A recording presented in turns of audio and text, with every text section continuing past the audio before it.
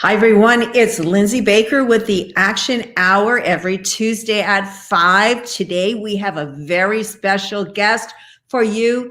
Dolly Yas-Ahuja is here, and she is an Ahimsa animal activist, a public speaker, and the producer of the documentary, The Land of Ahimsa. Dolly, we are so pleased to have you. I am so pleased to have you tonight. And we want to hear all about the film, but first we want to hear all about you, your journey. We want to tell people about your background. It's really interesting because your grandfather was a Gandhian freedom fighter, and you have so much to tell us about that. So with no further ado, please tell us how you got started in your journey. Well, thank you, Lindsey. Thank you for having me here so much. My pleasure. Yes, my name is Dolly Yas-Ahuja, Ahimsa animal activist. And I was born in India, but I was raised here in America. I came here at the age of 1.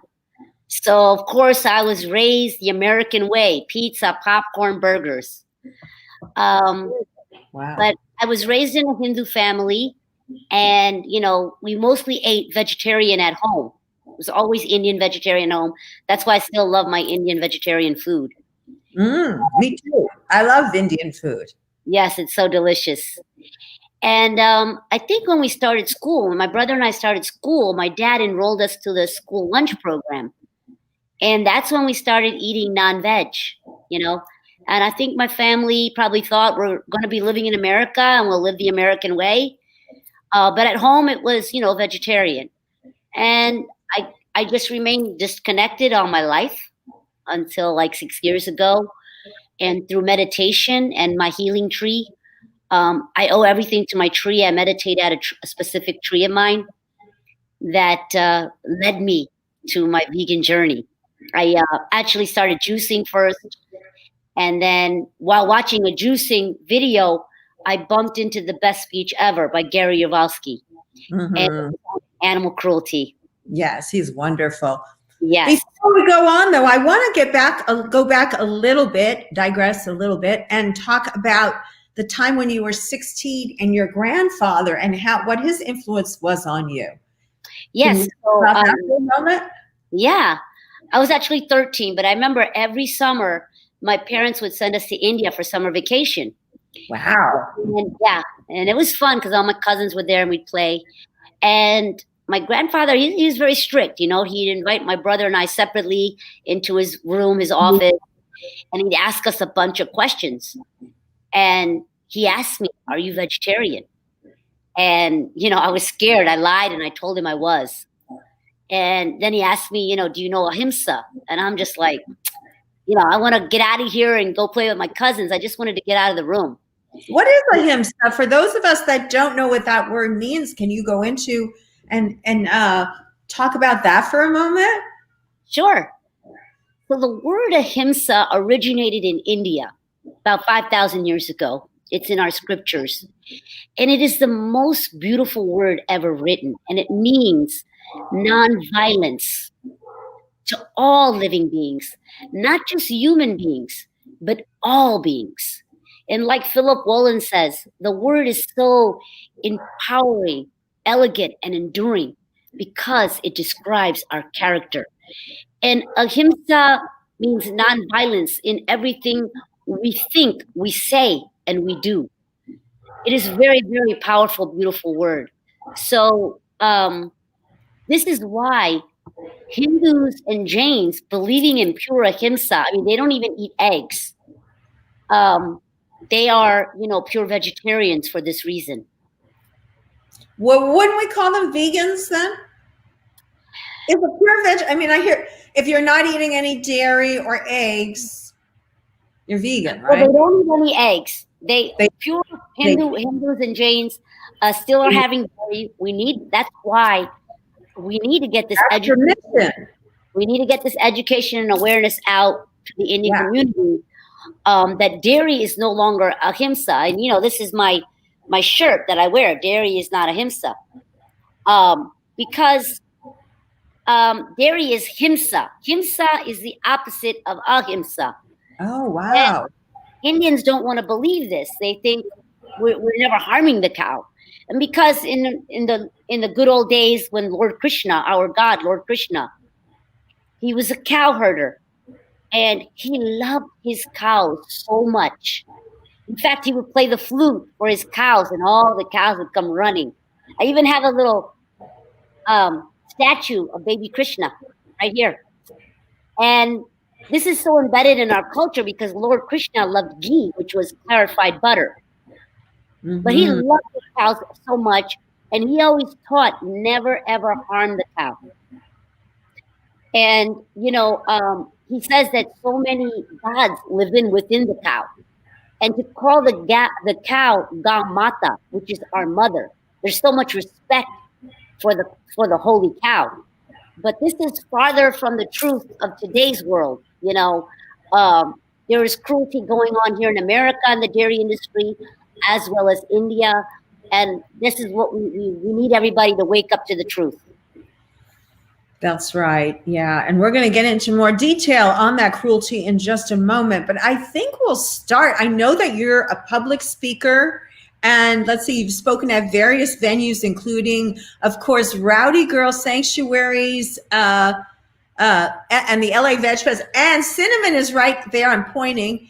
And Cinnamon is at Rowdy Girl. Yes. And you want to tell just a little quick side anecdote about Cinnamon? Do you have a little thing we were saying how beautiful she is? And yeah, Cinnamon is a beautiful cow, Rowdy Girl. I'm going to be seeing her soon for my birthday. I always go there and feed the animals for my birthday. That's all I want to do. Yeah. And she's a Brahmin cow. She's a Brahmin cow. And now Renee also has another white Brahmin cow, and I think his name is JD. But she's such a beautiful Brahmin cow at this sanctuary. And Brahmin cows have the hump on their back of now, their. are they from a certain part? They're from Asia, right? Are they mostly in Asia, those Brahmin cows? Yes. You don't see them in the Western United States. No, but they have been brought here at some point. And the funny thing is, this time when I went to India, we'll see our American Jersey cows in India. And when I was growing up, I never seen them. So they're being exported somehow, and I don't know why, but they are. Ahimsa would mean not harming animals in any way. That's right. That's what Dolly was just saying. Thank you for the comment. Yeah. Yes. Lindsey, if you get a chance, please let's put this one up. Dolly, how is India the biggest exporter of leather goods? I'm confused by this. Yes. So, okay. India is one of the largest beef industries in this world, the largest export for beef. I'm sorry. We're the largest export for beef and the second largest in leather. Now, how could this be when the cow is considered holy and sacred?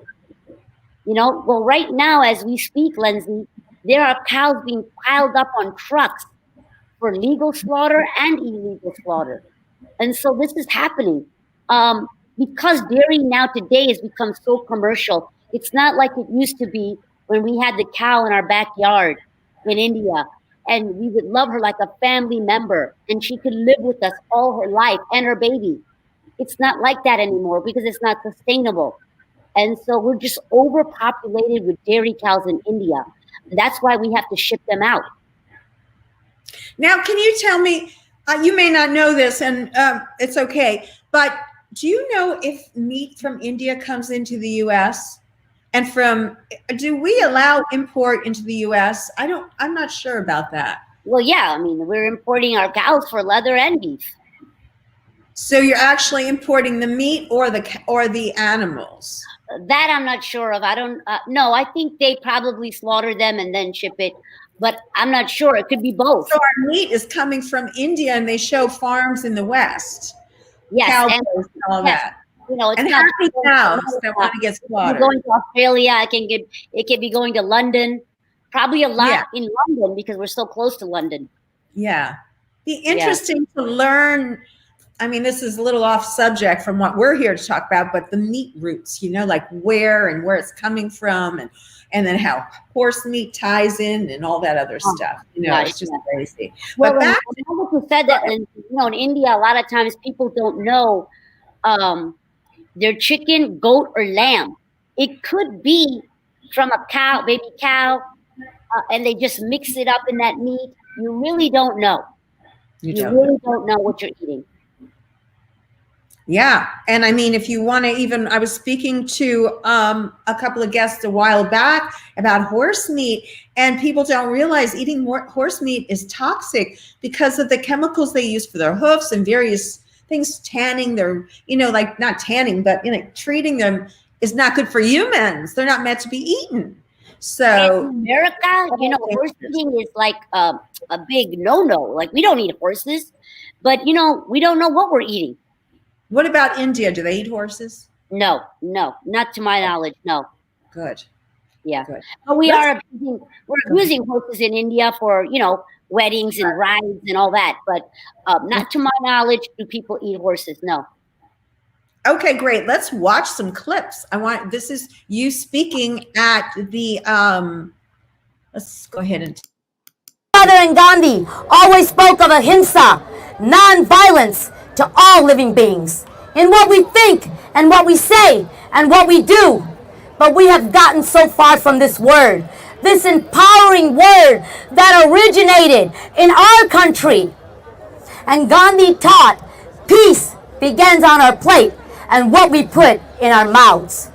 And the more helpless the creature, the more we are entitled to protect it. Mahatma Gandhi. We march today for the baby calves who are taken away from their mothers so we can enjoy our chai, ghee, yogurt, ice cream. Mother cow is not a milking machine. She's a sentient being. Can I get some cheer? Come on, animal activists. We march today for the hens who are exploited for their eggs. Can I get a cheer? Wow, that is so powerful. Now tell us where you were and a little bit about that.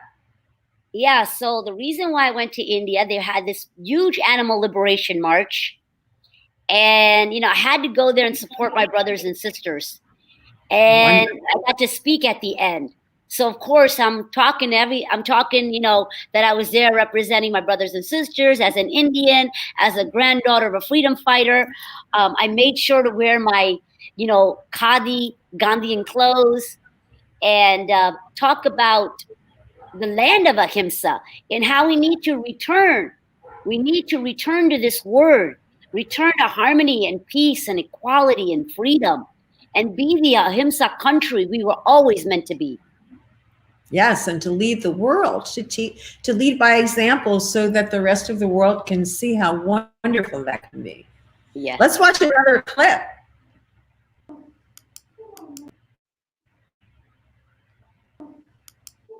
We march today for the billions of chickens, goats, lambs, pigs, cows who are murdered for their flesh.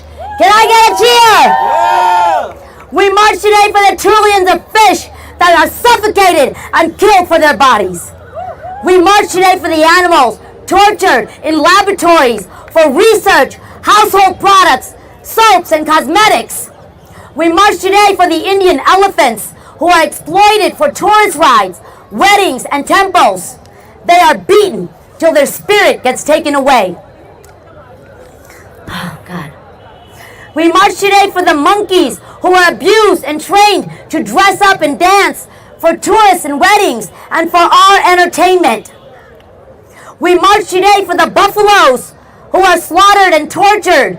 We march today for the holy sacred cow, and we call her Gau Mata, when actually the cows are being artificially inseminated with the... Wow. Go ahead. Yeah. Go ahead and Lindsey, what you were saying there. I don't know why it cut off, but can you finish about the artificial insemination? It cut right there. So maybe you want to address that. Yeah. So cows here in America and in India are getting inseminated, and this artificial insemination, and the device they're using is called a rape rack. That's right. This is the medical term they're using to inseminate a cow, which involves a farmer inserting one arm up until the elbow through the cow's rectum, in her through her rectum, through her uterus, without any painkillers. I mean, if this was done to a human, it would be called rape. But because we do it to a cow, it's called artificial insemination. And people think in India this is not happening.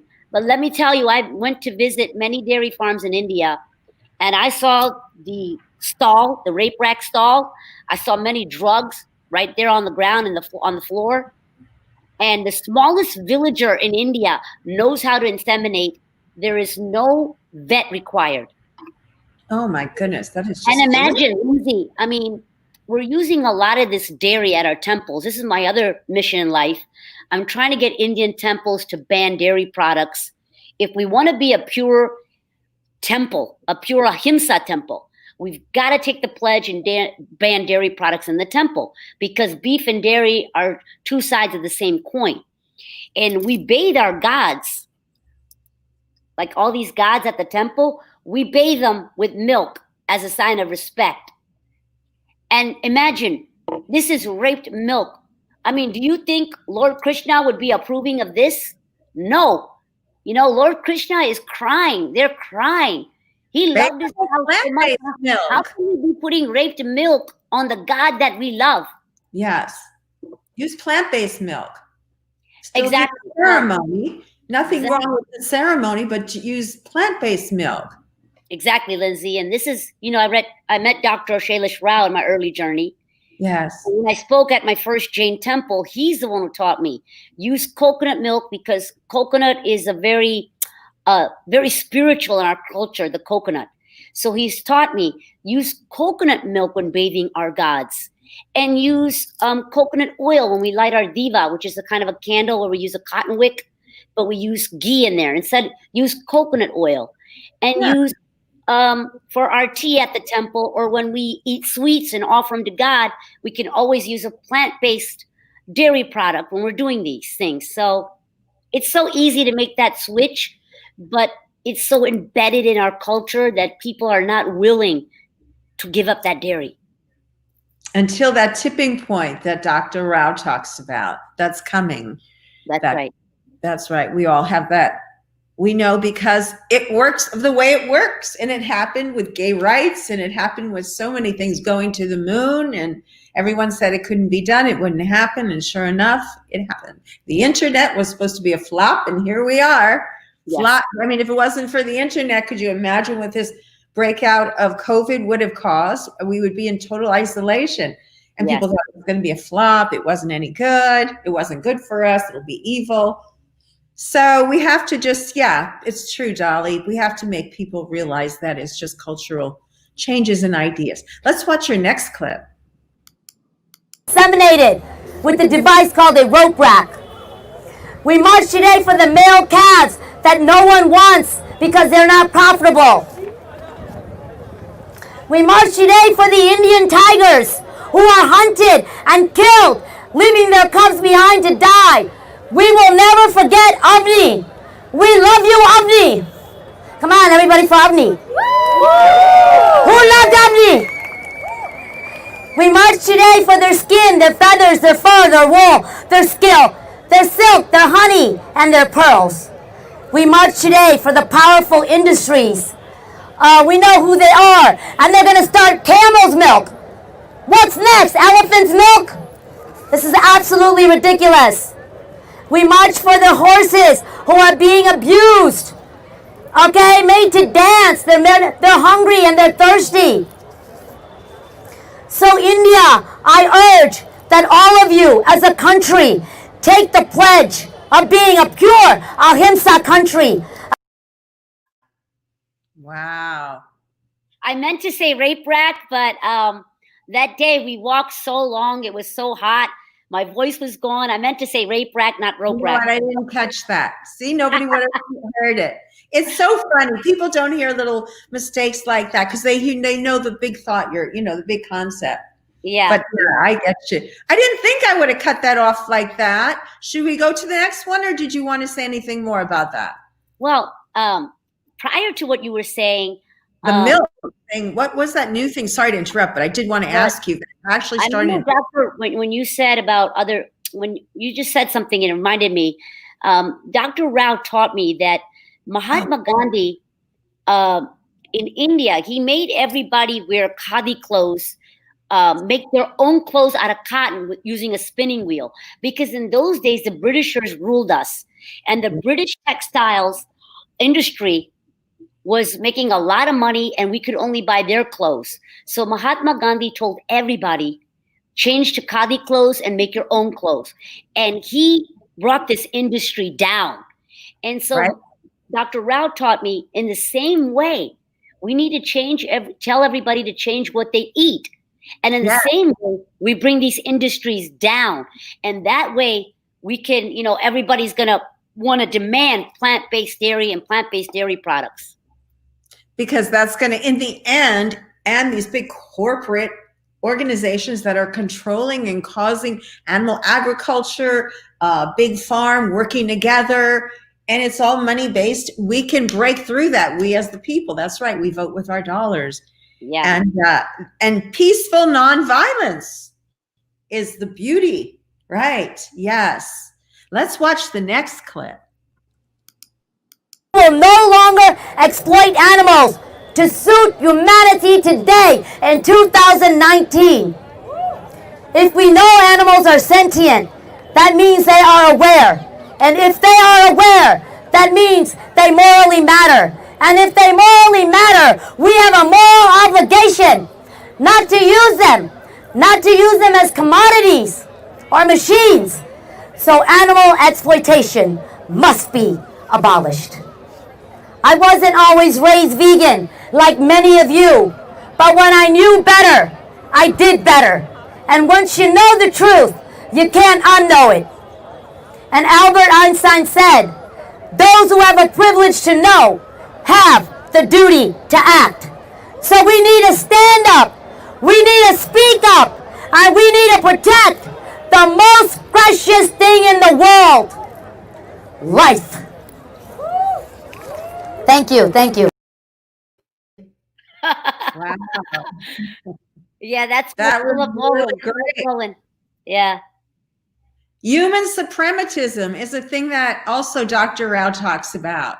And that's the whole thing, that all life matters. And human suprematism is the root of all the evil that's going on in the world, really.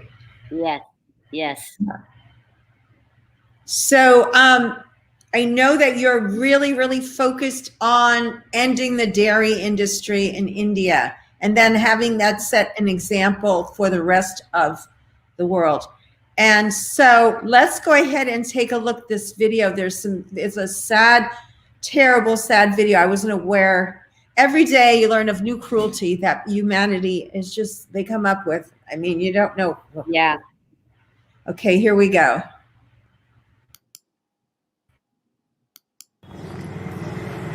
These cows are tried on the street. They can't even move. They're being milked. This cow has just had a baby. We do not know where her baby is. This is the reality in India. They're tied up. They're eating plastic. They have nowhere to go. And we steal their milk. We tie them up and we steal their milk. They don't even have water.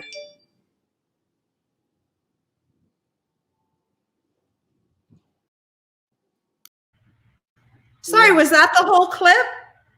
Yeah. In fact, my God, that outside, I had a clip of a man milking a cow, and her foot was injured and bloody, and he must have knew English because I was like filming him, and he's like, "No, you can't film."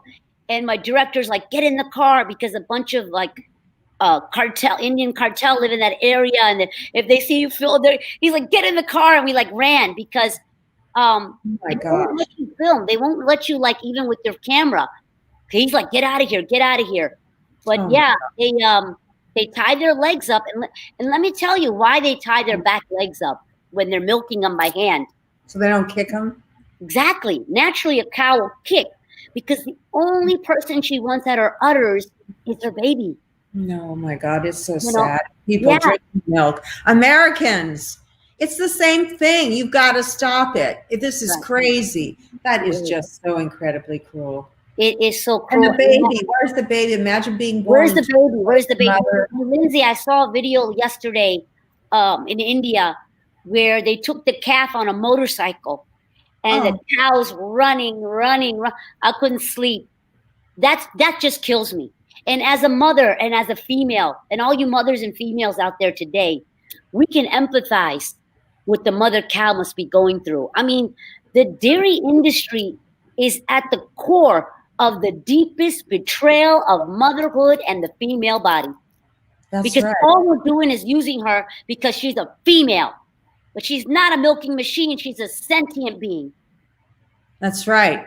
And this Mother's Day, wouldn't it be great if there was a massive campaign to wake up all mothers? What are Yes. you doing, mothers? You know, we love you, but wake up. You're Wake a up. mother. Wake up, wake up. With your Yeah, own eyes, witness Yeah. what is going on. that's and how right. can you allow that to go on, being a mother and a woman?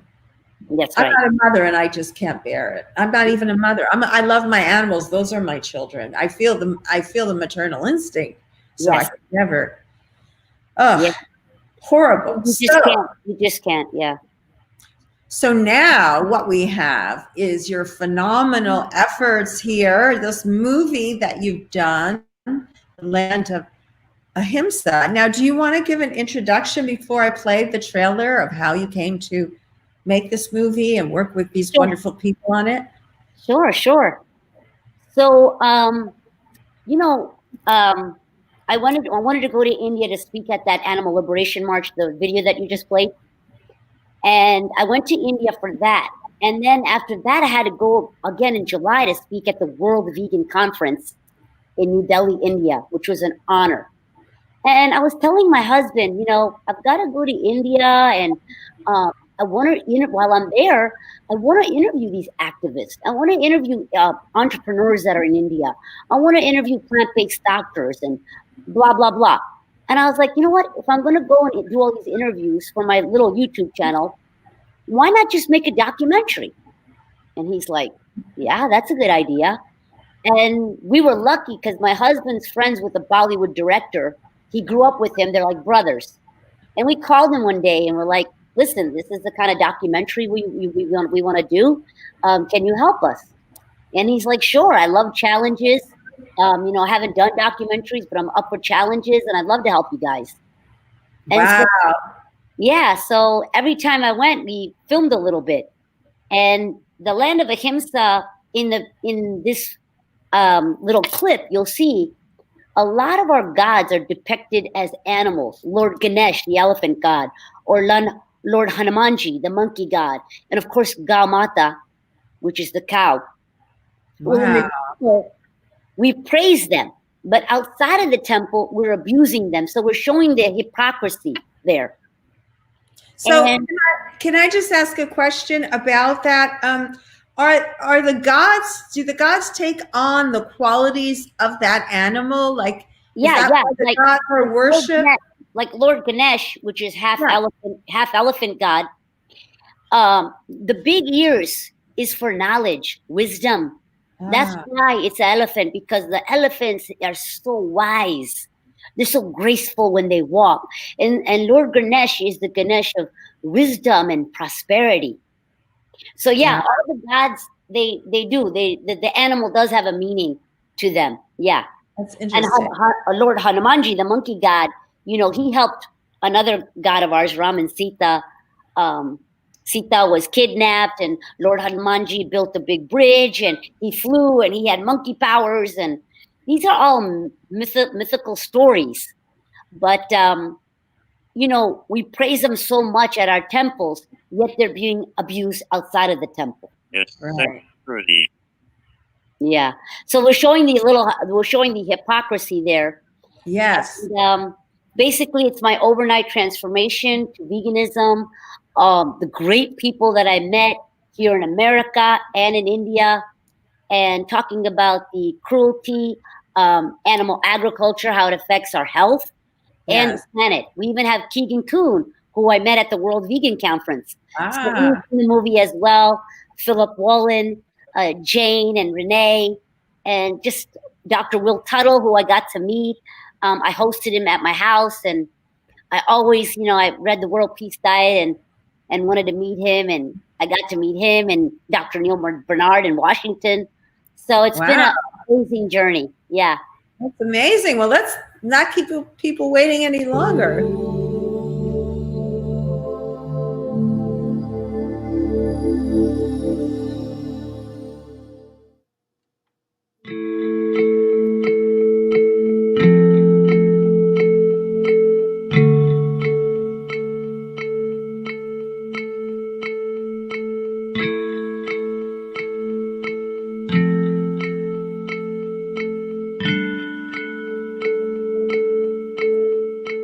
It is time for India to say what she means and mean what she says.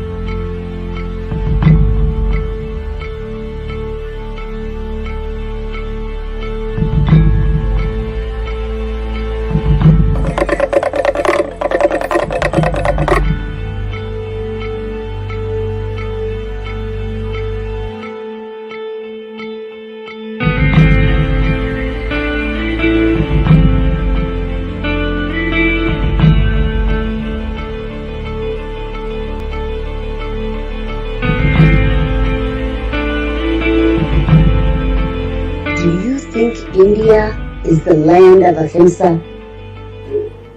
India? No. No. Not at all. Milk is something that is totally natural. If you're a calf and you're getting it from mom, who's a cow, but if you're a human baby, nature thought you would get milk from your mother, and that's the natural source. Why all Jain and Hindu people are so much attached with all this kind of food? They can do 30 days fast, but they cannot stop one day dairy product. If you look at the incidence of dairy use in India over the last 30 years, it's nearly doubled. Today, milk is poison. It's not nectar. We have selected the cows to produce more and more milk. So now the cows are so big and they're producing so much milk. So literally when we drink that milk, it's trying to make us grow that fast. If we just eliminated the animal products, we could live in a world of abundance. We could reforest the earth. We could then sequester the carbon. We could then combat climate change. We could also feed starving children. We could really have a land of peace, a land of Ahimsa. We just need to make this one simple change, and we can do it.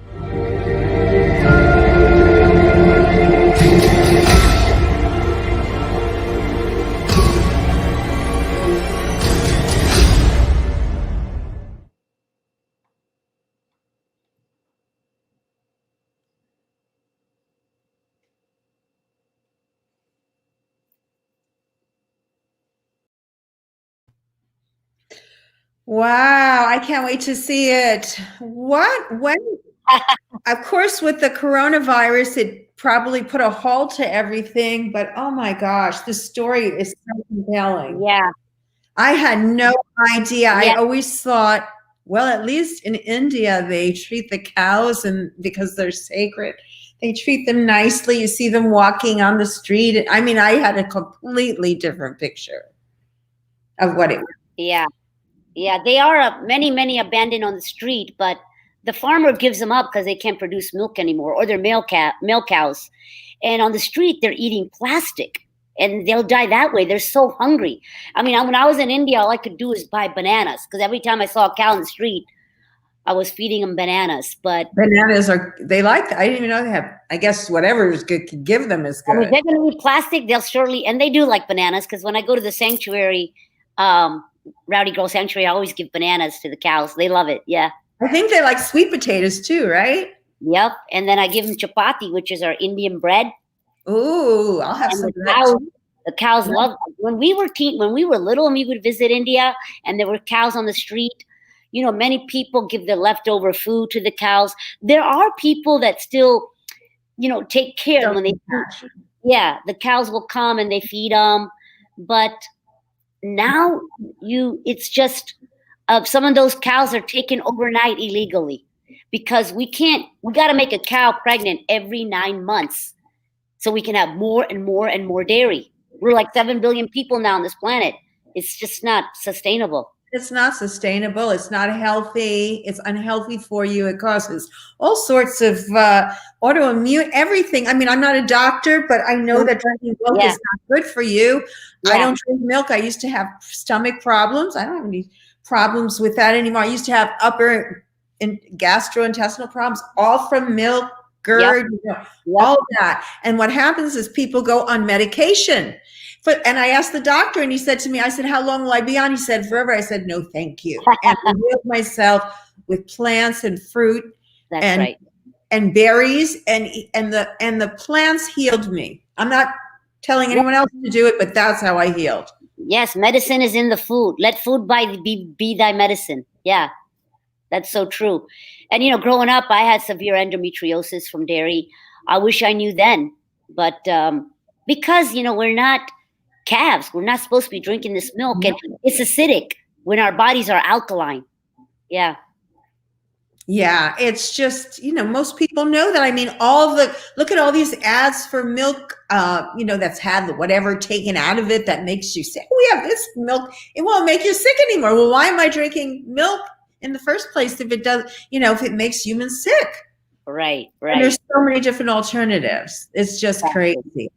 Exactly. So, Dolly, going forward, what would you like people to know, and what's your vision for the future, like going forward from here, getting your documentary out there, and etc.? Tell us a little bit about what you see in the future. Yeah, so I want to bring this education awareness to my own Indian people, not just in India, but there's billions of Indians living in America, and we have billions of temples here. So whether it's here or in India, we need to get this education awareness out that dairy is no longer ahimsa. It's hurting the planet. Imagine now, one dairy cow can drink up to 50 to 100 liters of water a day. And, California is sinking because we're giving all this water to our dairy cows. And then it takes a tremendous amount of water to grow the crops and then give it to the cows, then who we eventually kill. It doesn't make sense. Not to mention, Dolly, the pollutants and all from the excrement of the cows, what it's doing. That's right. What about manure lagoons that people rent their property to store here in the U.S.? I mean, exactly. And the methane, 75 kilos of methane in the air. So all of this is unsustainable. But my dream is that India will become the ahimsa country we were meant to be. We open up to this. Let's make that switch.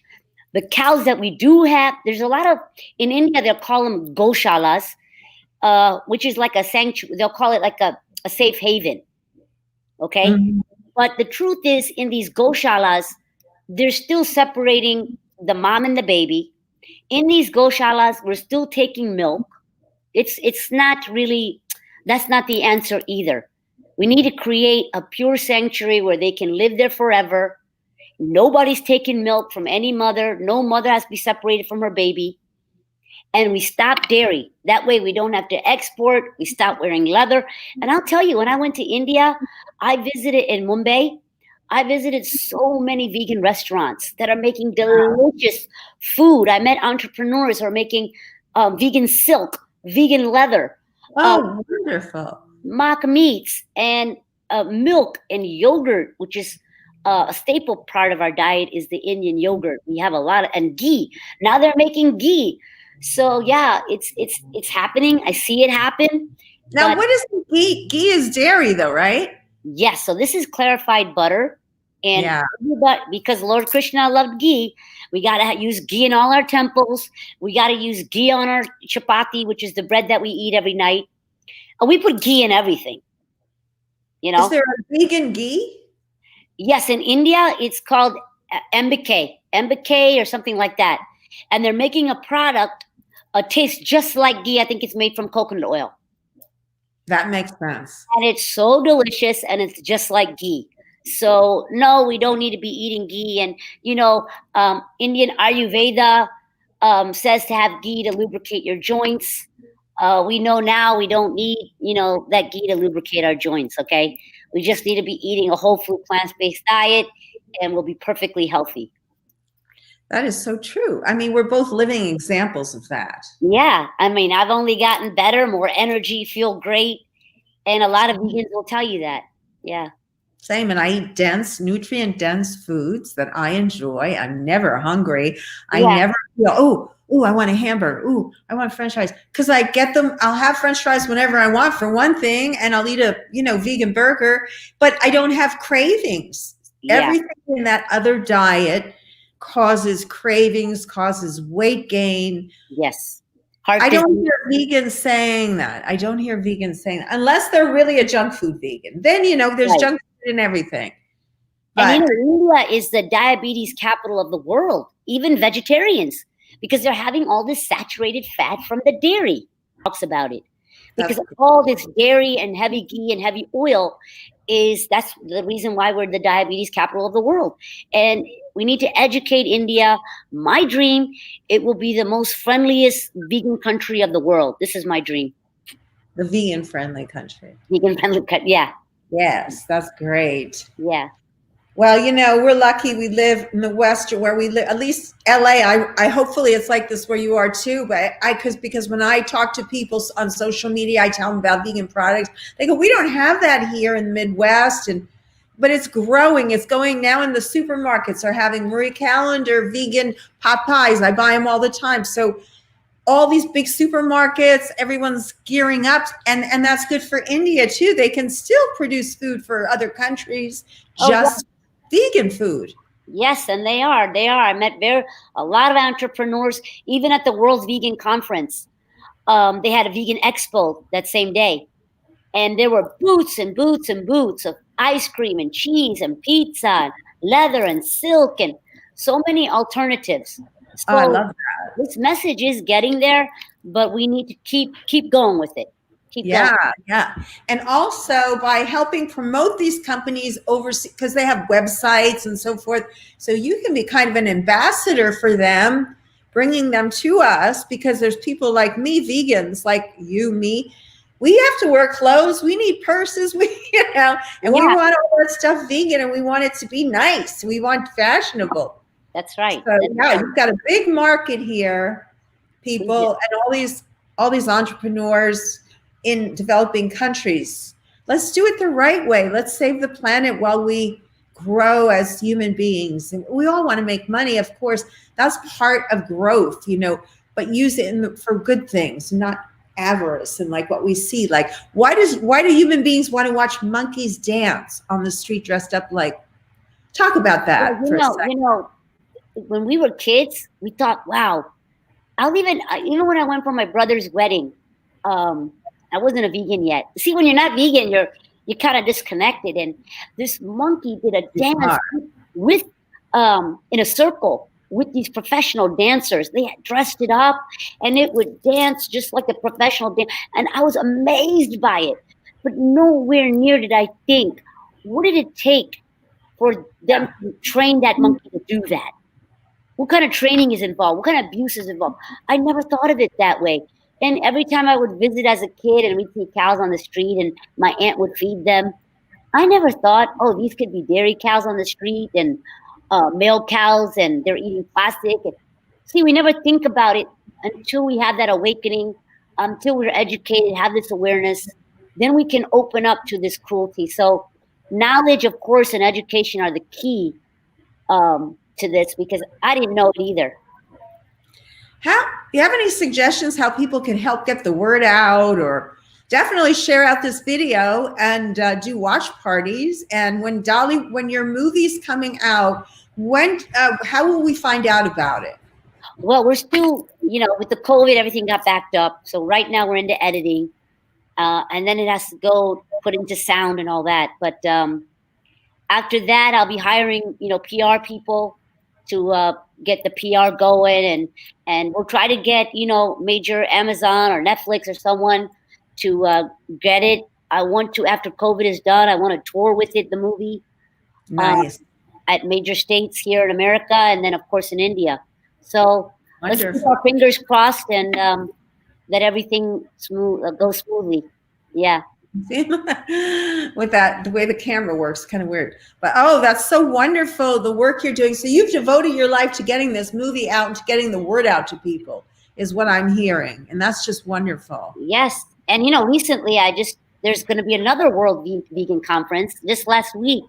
Yes. They got in touch with me, a man named Zach, and they want me to speak in Nepal. The next World Vegan Conference is going to be held in Nepal, 2022 in April. So they've invited me to speak on why dairy is not ahimsa, and I just can't wait. I can't wait. I'm just an instrument. I feel like Gau Mata, which is the cow, the holy cow, she sends me around the world. I'm just an instrument. It's her truth that I'm sharing. And I will keep on sharing her truth. That's I'll do it for the rest of my life. That's so beautiful. It's so beautiful. I was going to just mention, is there not a virtual animal rights conference that Sailesh Rao is, coming up? I think. Yes, I know you can sign up. I just signed up for the Vegan World 2026 conference, if that's what you're talking about. That's it. Yeah, that's what you were just talking about. Yeah, just go on to Climate Healers, everybody, and sign up for the conference. I've always gone to Mesa, Arizona for the past 2 years. And this year, of course, because of COVID, we're going to do a Zoom, but it's going to be great. Go on to Climate Healers and sign up. Yeah. I can't wait. I'm excited too. Yeah. So that'll be good. Well, we'll see you there. Thank you. That'll be great. Thank you. So we're just about out of time anyway. Is there anything, last words of wisdom you want to leave us with, Dolly? Well, I think everybody should live their passion and live with compassion. Yes. And we all just need to get back to our true nature, which is no harm, ahimsa. None of us were born this way. If we were 4 years old and we went to a forest and we saw a baby calf drinking from its mother's udders, we would never say, oh, I'm craving for a bowl of cereal or ice cream. We would just think, oh, that's so beautiful. We only do it because we were taught. Mm-hmm. And so now we have to unlearn what we know, and we need to evolve to a new divine imprint. And just because we have traditions doesn't make it moral. We need to create new traditions to suit humanity today. That's right. And all sentient beings. That's right. We have to have concern for all, and that's going to make a big change in our world and the environment and everything else. So we will keep working for that. And I know you're a soldier for that, Dolly, and thank you so much for what you do. Yes. Thank you. So we will see you at the conference. Okay, Lindsey, thank you for having me. Thank you for coming on. Peace to my people. Thank you. Thank you. Bye-bye, everyone. Thanks for tuning in. Namaste. Bye-bye.